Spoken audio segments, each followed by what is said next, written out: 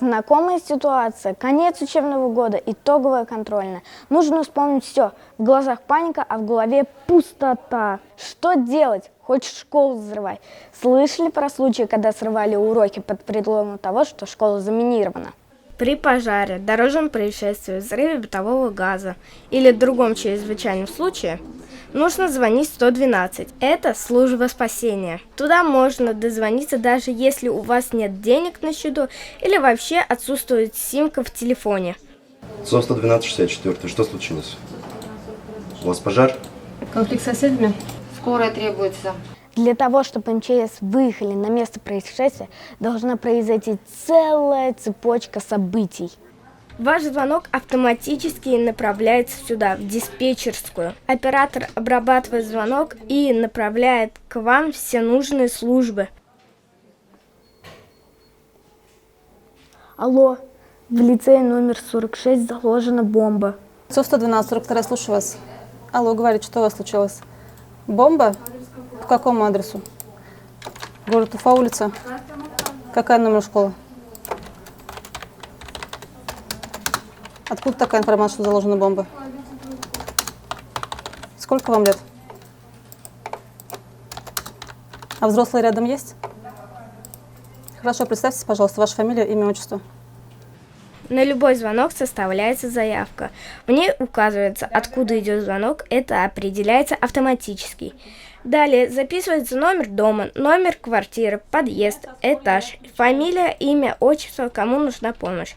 Например, если горит квартира, назначаются все службы.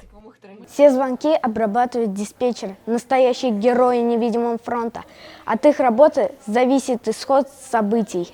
Диспетчеры службы спасения работают на всю республику. Неважно, в каком районе или городе Башкортостана произошел случай, все звонки приходят сюда. Что будет, если я позвоню в диспетчерскую и скажу то, что в школе заложена бомба? Возьмут все твои данные и отправят туда все службы. Это полиция, скорая, пожарная, единую дежурно-диспетчерскую службу, антитеррор. То есть очень много служб выйдут на этот адрес. А если это ложный вызов? В таком случае твоих родителей привлекут к ответственности. А что за ответственность?